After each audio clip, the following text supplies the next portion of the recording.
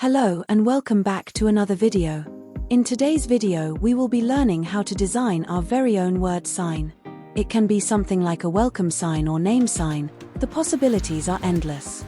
We then take that word and add text to flow through the middle, creating a unique and personalized design. On screen is just one example. Let's begin by selecting the rectangle tool from the left toolbar. Drag out a rectangle to a size of your choosing. I recommend a fairly big one as it is going to be used sign, but it can be resized later.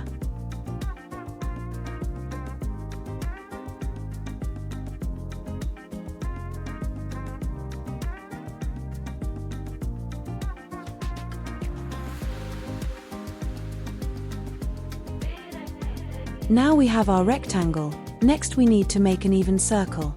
We will use this to cut away the corners of our rectangle and create our shape.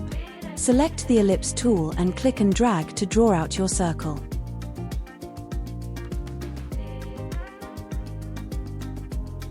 Place your circle near the corner, then select both shapes.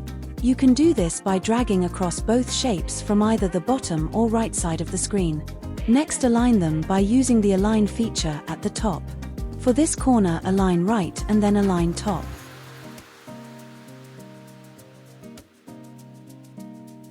I then use my arrows on my keyboard to perfectly center the circle on the corner. You can drag it there, but I find it quicker and easier to use my keyboard. I will show you how I have this set up if you want to have it the same. It comes in very useful for projects. Go to the top of the screen and click on the settings icon, then click the units and grids menu. Here is where you can set up how your arrows act when tapped. I have it so holding Ctrl and pressing an arrow at 0.1 mm, the arrows on their own as 1 mm, and holding Shift and pressing the arrows to move 10 mm. With both shapes selected, click on the Boolean subtract option. This is found in the left side toolbar. Now we repeat the process for the other three corners. Nothing changes other than the option of where we align. Just make sure your circles are all the same size.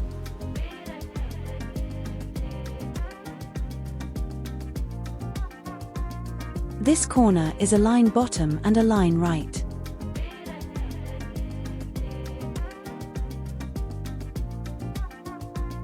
Now I select the circle and use my arrow keys again to move it in place. If you set them up the same as mine, hold Shift and press the arrow to move. Once in place, we use the Boolean subtract to remove the corner. Repeat the process for the next two corners, but use left align with the top and bottom.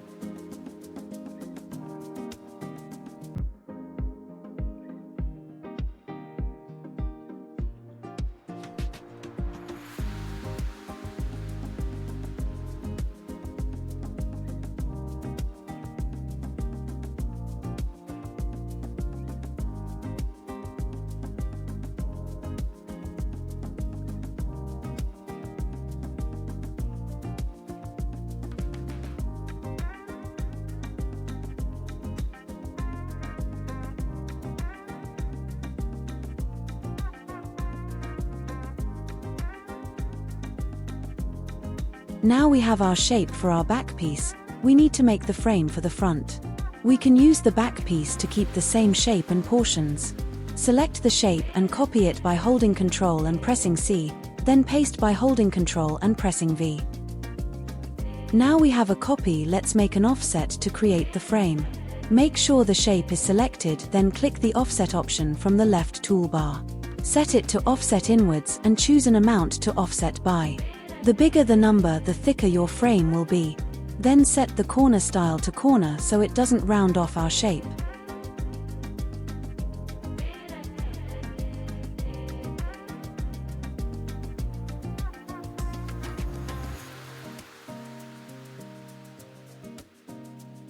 Next we need to make this one shape as it's currently two shapes. To do this, select both shapes by dragging over them, and then clicking the weld option from the left toolbar.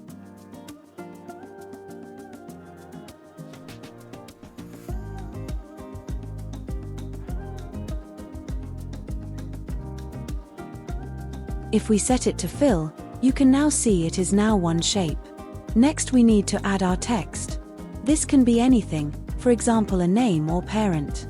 If you want this as a cutout, make sure it is a thickish font so it's not too fragile. If you plan on engraving, you can choose any font you want.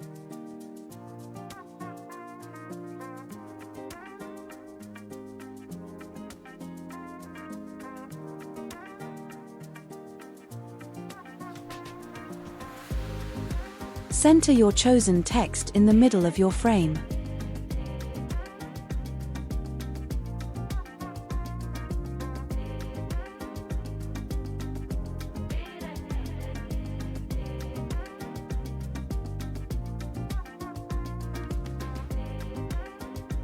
Now we can write the text we want to go through our chosen word. This can be anything as long as it will fit inside your design.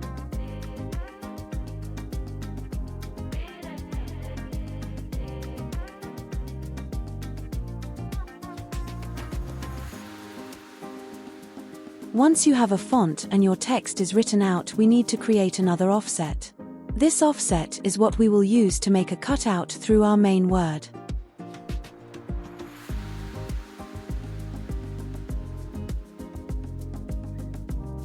Change the text to line if it isn't already, as it makes it easier to see our offset. Then select the option from the toolbar. Make sure it is set to outwards, and then create a small offset around our text.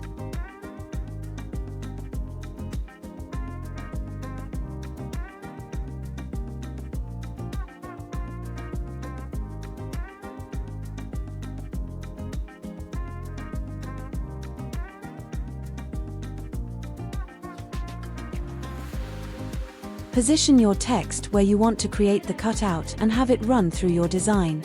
You can also fill your text if it helps you see what you are doing.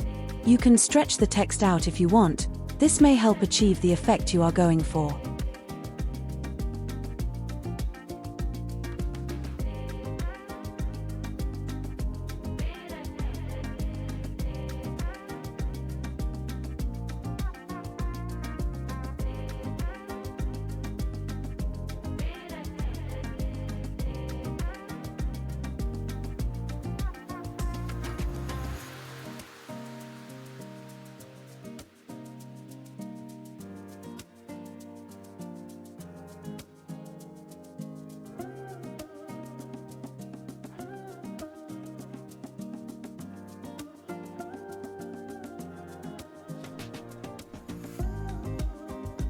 If you find the frame is getting in the way, you can simply move it to one side.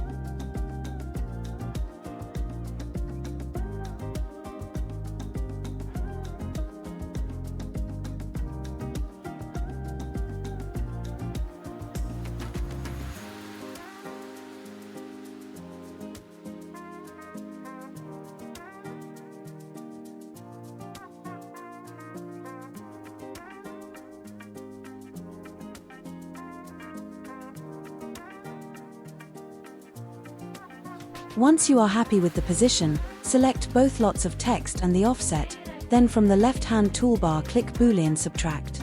Please be aware I have found some of the booleans temperamental and don't always work first time. This is shown in my case here. Simply undo your last action and click it again. If you have flowing text you want to cut out like mine, you will need to weld it. Select your text and choose Weld from the toolbar. We are now nearly done, just some little bits to tidy up. Any small bits like I have, you can simply select and delete them.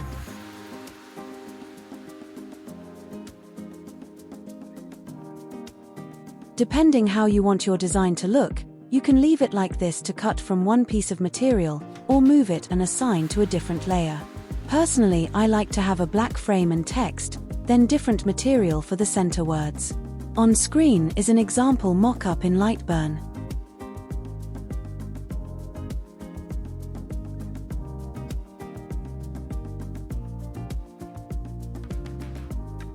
Once you've finished cutting everything in your design, it all gets glued to the back piece and will look something like this one.